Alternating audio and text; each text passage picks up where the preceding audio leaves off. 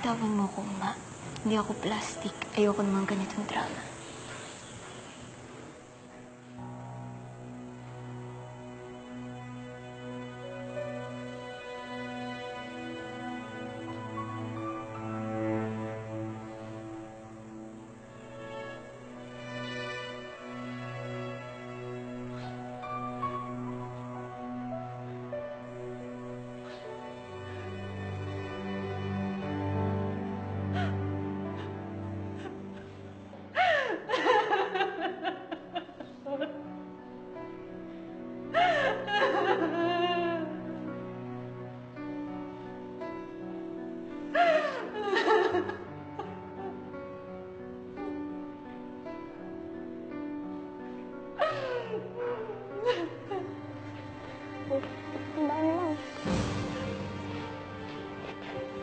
Walang hiya ka?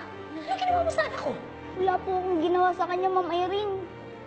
Nakita ko po siya kanina. Nagsuka po siya at nabubal. Kaya po tinulungan ko na lang siya. Nilalagnat ka ba? Itawag mo nga ang anak ko! Tawag mo siya! Sorry po. Huwag kang sumigaw dito. Hindi bingin ka usap.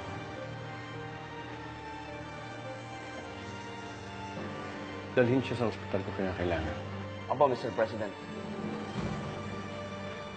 Magsama kayo ng ina mong ilusyonada!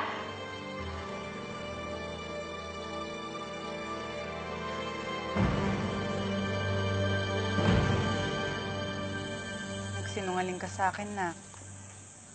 Hindi maganda ang pakikitungo nila sa'yo dito. Pasensya na, Nay, ha? Ayoko lang mag-alala ka pa.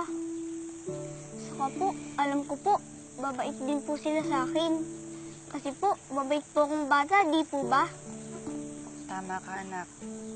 Alam mo, ang mababait na bata, pinagpapala, sila ang nagtatagumpay.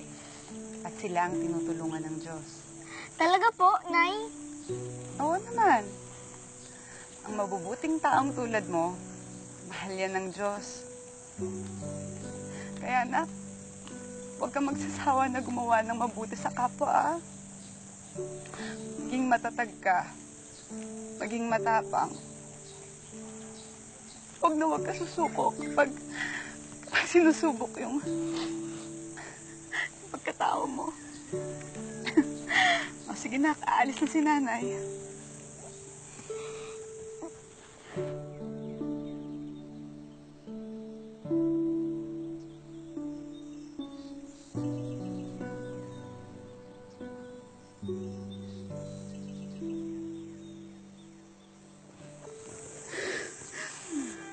Nay, kailan po bang pwedeng umuwi sa atin?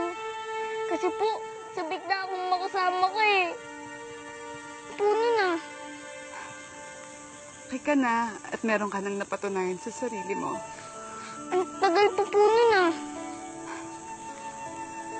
Basta anak, hindi ka uuwi ng bahay hanggat hindi ka nagiging matagumpay. Naiintindihan mo yun? Opo, Nay. Sige anak, uuwi na ako. Tandaan mo lahat ng binilin ko sa'yo, ha? Opo.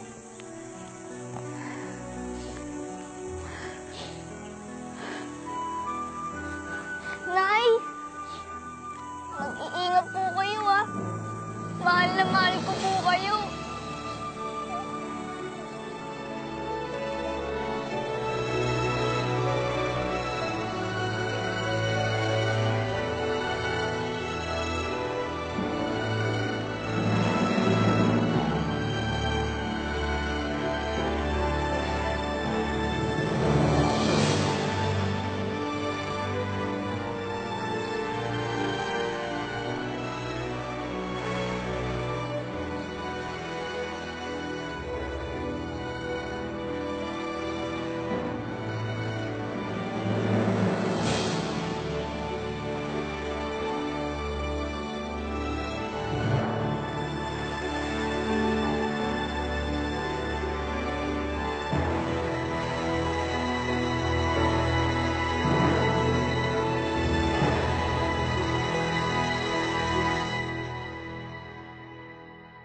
bumaba ng lagnat niya.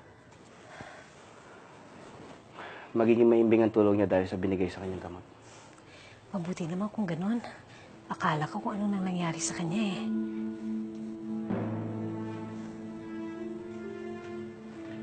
Sukdulan ng pambabasto sa akin ni Johnny.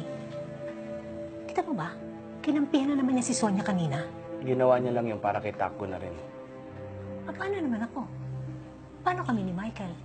Ano kami dito? Kami ang legal na pamilya, pero kung tratuhin kami, mas masawi pa sa illegal. Ayun, bakit din lang tayo lumayo dito? Tayong tatlo nila, Michael. Malaki na rin naman ang ipon ko. At saan mo kami ititira? Sa mumurahing apartment. Doon sa walang aircon.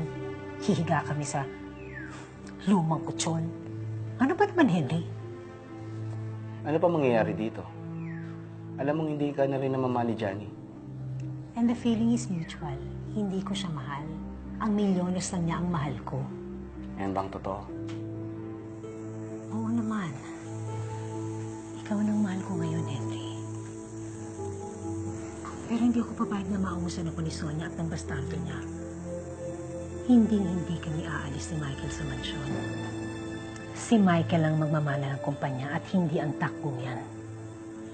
Ngayon kung gusto mo akong tulungan, patahimikin mo si Sonia. Bigyan mo ng leksyon. Masyado nung pumapapil eh. Gusto pa ata agawin ang posisyon ko dito. Erin, nandito lang ako. Para sa'yo, lalong-lalo na kay Michael.